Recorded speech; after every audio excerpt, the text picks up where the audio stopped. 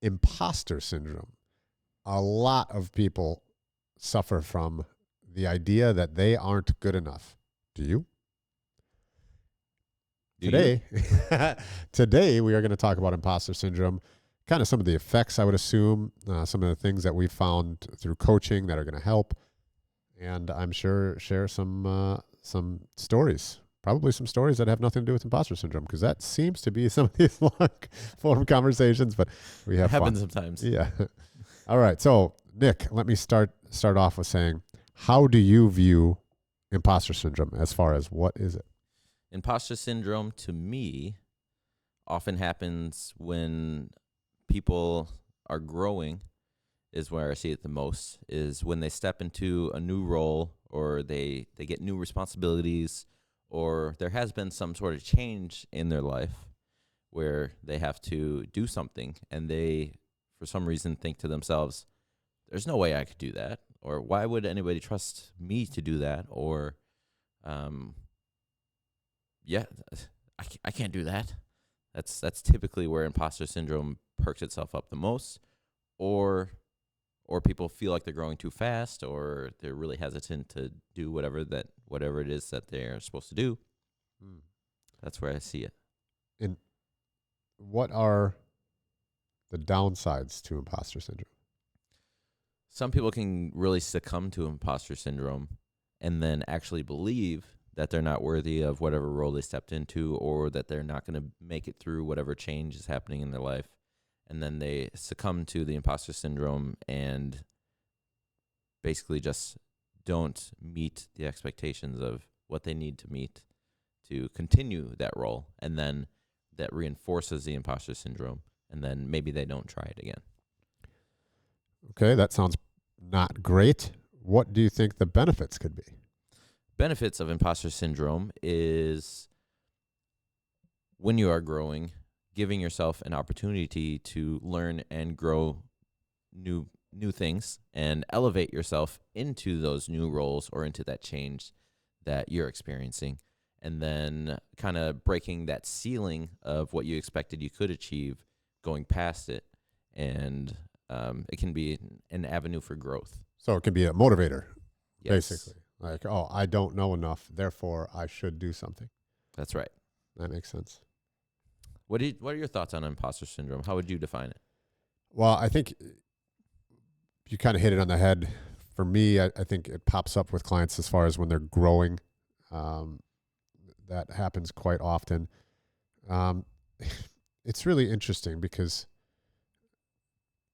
it seems like confident people don't suffer from imposter syndrome as much. And I hate saying this, but because they wouldn't believe it. But the confident people are normally not the people who take in the most information and make the best decisions. That's true. Sometimes they just steamroll their confidence into into things. Yes. And it's interesting that people working with businesses, it's interesting that the people that run the businesses tend to be very confident and don't suffer from the imposter syndrome. Yes.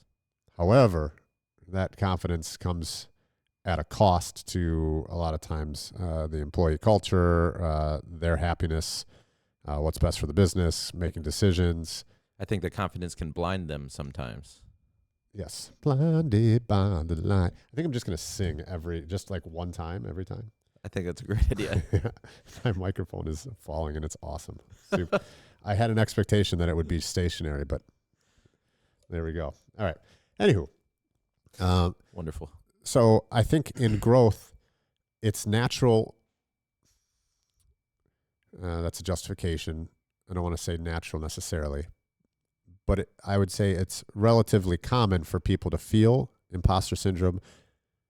I feel like it can be good, right? Because realistically, the Dunning-Kruger effect is what I'm talking about with right.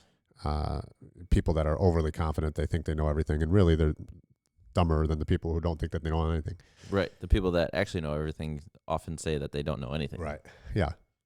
So, but nobody knows everything. But no, except for that one guy I met that one time. I know you know everything. Anyway, so it seems like that's there's some healthy side to it, but then the downside, and what I've also seen quite a bit, is where it becomes such a weight that it's difficult to accomplish the things that you need to accomplish, which you kind of alluded to as well. Right. I think another way to define that is an identity crisis is another form of imposter syndrome. And I kind of referred to that a little bit. Didn't mean to cut you off, but I kind of referred to it as a change in your life. So sometimes you get removed from a role and your identity no longer matches what you're doing anymore, and that can be another side of imposter syndrome. That's a really good point. Yeah. As I think about that, our identities tend to be wrapped up in what we find to be important or culturally important. Like for me, when I went through my depression, my identity was wrapped up with, well, if I'm not Josh who owns a bunch of different bars, who am I? Right. And I didn't even know that was a thing. And then I read about it, and that's really common. When people sell their businesses, it's very common for people to not know what to do. And then additionally, people hit a certain point where they might be, well, you've heard midlife crisis. Right. That's essentially what you're talking about on that flip side of it, is not knowing or not having that identity or purpose. Yes. I think that's all tied up into the same theme of life. That makes sense. Purpose is, I mean, this is going a little bit off topic, but I think, if you don't mind, I'm here for it. Purpose is something that confuses me a little bit. I'm not sure, like, if it's a good thing or a bad thing, because hypothetically I would want to be grateful and live and surf on the frequency of love. And I don't need purpose to do that. Right. You could just be without the purpose. Just be, right? So there's that. But additionally, it does seem like people, including myself, get out of bed faster, work harder, create cool shit when they have that sense of purpose. It can be a huge motivating factor, that purpose. Yeah. So,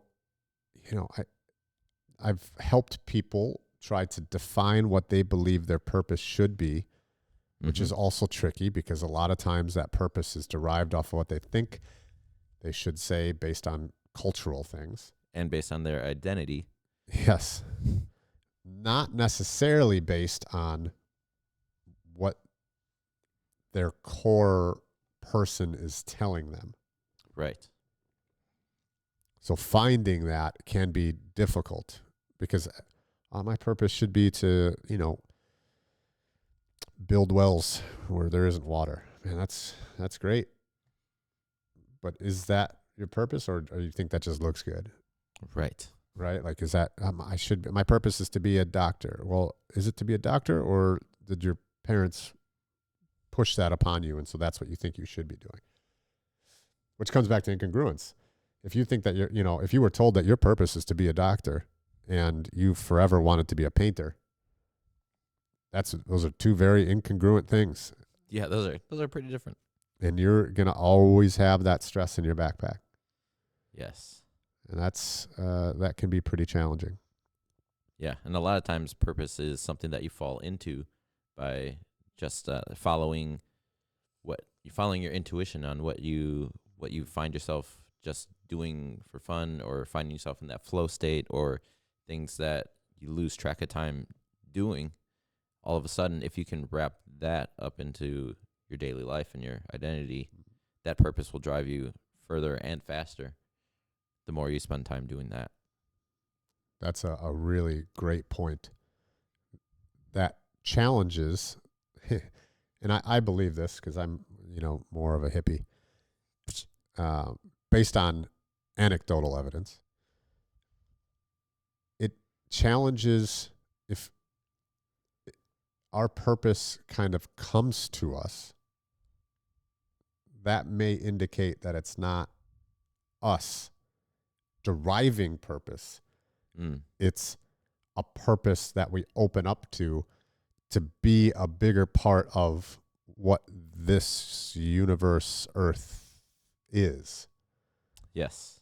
So in that scenario, you're the antenna picking up purpose. Picking up that frequency of purpose. Yes. As opposed to your free will deriving it, which is a crazy thought. That is. Yeah. Yeah. If we're all radios listening to different frequencies of purpose and amplifying whatever purpose it is and then spreading it out into the world. I wonder how many people actually listen to, let's use this radio analogy. Like, how many people are actually tuning in? Right. And how many people are completely, their radio's just turned off and they're just going through life and listening to other people's radios. Breaking fourth wall. Are you, Patreon listener, tuned in to what the universe is trying to tell you? Like Zach Morris, I'm back. I should have gone, time out.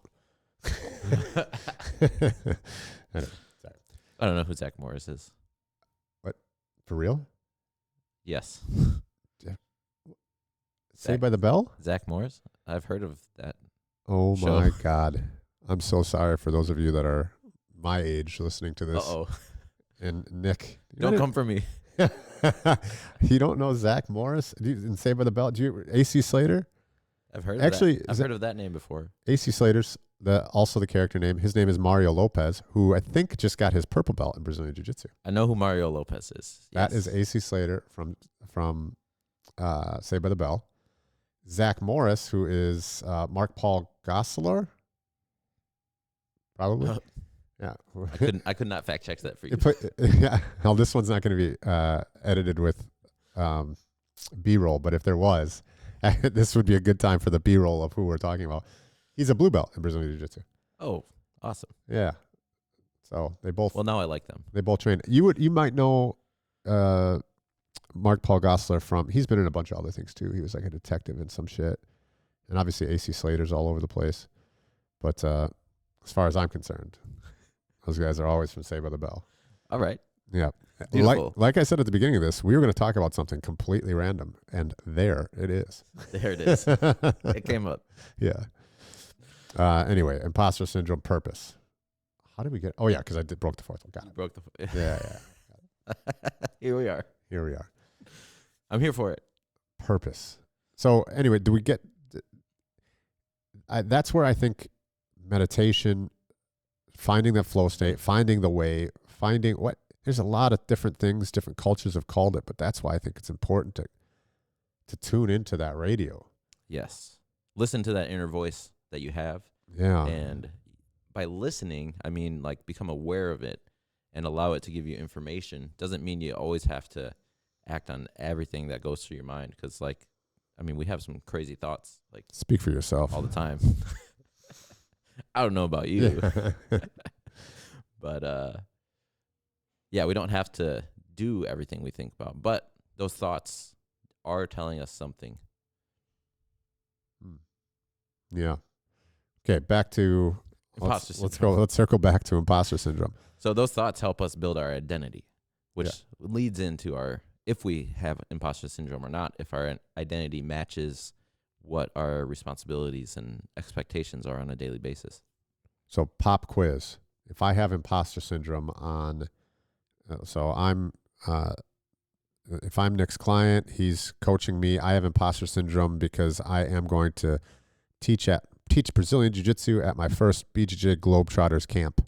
And I don't think that I am worthy to teach at one of those camps. How would you work through that with me? Well, with you, your jiu-jitsu kind of sucks. So Okay. I don't think that you're ready. Edit that out. No, the first thing I would ask is, why do you think that you're not ready to teach at a camp? Just kind of hear your thoughts on it, just in general. Let you Well, we'll role play this, Right. right? We'll role play it. Well, I've gone to camps. I've seen all these other coaches, they're just killing it. And I see all the stuff that they're teaching, and I just don't know that I can live up to that. Do you have to live up to those people? Do you have to compare yourselves to those people? I don't have to, I suppose. But I love the word but I'm role playing, so I'm going to continue with the word but because that's what everybody uses. Yes, they do. But I think that these, they're going to judge me, and maybe I don't come back as an instructor, or maybe like they don't learn anything, or maybe they don't have fun. Tell me the last time that you went to a seminar and you just really didn't like what the instructor shared with you. Well, I was filming some Nick Lee stuff the other day. That's revenge. Okay, so back to your question. Yeah, I guess I don't judge people. Right. And oftentimes, you've been doing jiu-jitsu for a very long time, so oftentimes, even if you go to a seminar, not just some random class, you might learn one or two things or see a little bit of variation here or there. And is that worth it enough for you when you go to that seminar? Yeah, I guess it is. And do you think that the content that you're teaching is something that everybody does everywhere and everybody's all have seen it before? Man, I don't think so. I think the way that I say it may be different. So do you think you have some value that you might be able to bring to the camp? Yes. But. There you go. Yes, but. Shit. Yes, but. No buts. That's how it goes. Yes, but. Yeah. Until you choose to be okay with, right? Yes. Until I'm going to choose to be okay with the fact that I am Globetrotter coach. That's right. And sometimes we have to go through the whole trial or through the whole scenario or event or whatever it is for that confidence to really come to us. And maybe we do it a few times. But getting through it the first time, I think, is the hardest. So I have a belief. So I'm projecting this, taps into other videos that we've done or will do. I'm projecting a belief. But if I'm projecting a belief, that's all internally formed inside me, which means that I could also project confidence. Yes. And project success. That's right. And then one question that I like to ask in a scenario like that is, which one serves me better? Yes. So does it help you if you believe that your class is going to be shit, and by the end of class, everybody has walked out of class? Just walked out of class. You and your uke is like, yeah, I can't do this. Holy shit! Can you imagine? That'd be awful. Man. And now that this has happened, I would find it funny. Yes. I'm going to convince that one of these camps, when Josh teaches, walk out. Everybody walk out of the class. Don't say anything, one by one. By like the 10th person, I'd be like, you guys can't all be going to the bathroom. There's no way. You'd be like, where's Nick? Yeah. See me in the corner with a camera. Yeah. So going back to what we were talking about, the idea of, does it serve you? That question seems to resonate with people, because at the heart of it, the what ifs and the possibilities and you not being enough, all those thoughts don't serve you. They don't. They do pop up. Yeah. They pop up, and that's okay. Right.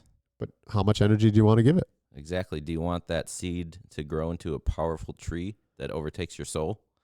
Or do you want to be like, this is a garbage seed that I'm going to burn? Yeah. Jesus. Really, burn it. We've really gone off the edge here. So, that is, those are a couple tools, a random role-playing session on imposter syndrome. Yeah. I love that question, though. Does it serve you? Yeah. What else with imposter syndrome? Imposter syndrome, I think we talked about it, aligning your identity with who you are and what you're doing. the idea of congruence again is something that can really, I think, kill imposter syndrome and help you build confidence. Is there such thing as too much confidence? Yes. As what you alluded to earlier, confidence can make you steamroll into things that you're not prepared for, or set you back by doing things that you shouldn't be doing because there's no place for it, even though you think that you should confidently be doing that. How do you know what's too much and what's not enough? That's a good question. But a lot of times, Hire a coach. hire a coach. They give you perspective, and with that perspective is more information so you can make better decisions. Anyway, I Yes. continue. That was a commercial for Gentle Art Lifestyle. Gentle Art Lifestyle. Or My Odyssey if you're in business. No, I think you'll find that you're steamrolling with too much confidence when you find a lot of barriers kind of at every decision and every turn you're making, when you're trying to almost force something to happen that you believe confidently should be working, but it's just not. And it's like running into a wall over and over. You're like, why is this not working? That's a great point. The universe provides you barriers. Hey, dummy. You don't have to force this. I think that's the heat. I thought you were talking to somebody. I was like, who's here? That's a window. There was somebody outside the window too.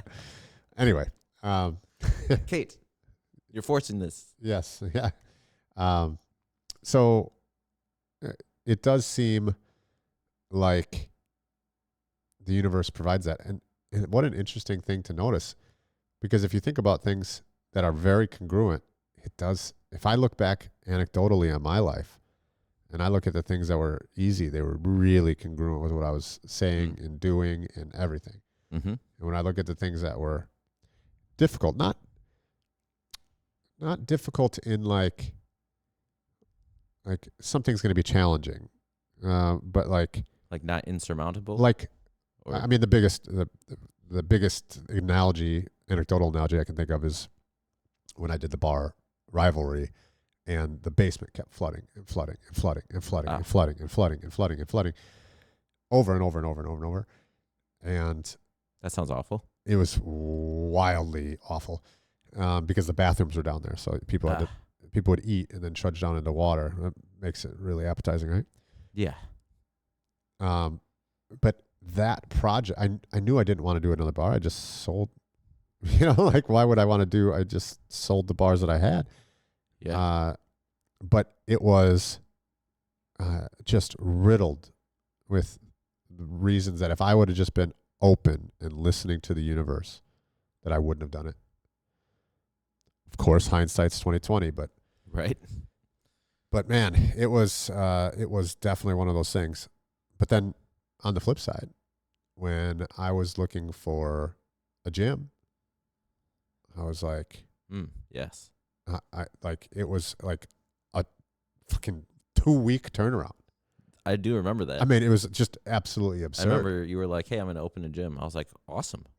And then you're like, hey, the gym's opening this month. You want to help me come put mats in? Yeah, it was absolutely insane. Yeah. Versus my story for opening a gym. Yeah. I think I searched for a year and a half. Yeah. Before we found a suitable location. Yeah. I mean, which is, absurd. But that being said, look, it's not that. I think for you, it was the right place at the right time. That's right. That's what I was going to say. And it just didn't go the way. That doesn't, I'm not saying that everything's going to flow. Right. But you should listen to the information and not force something.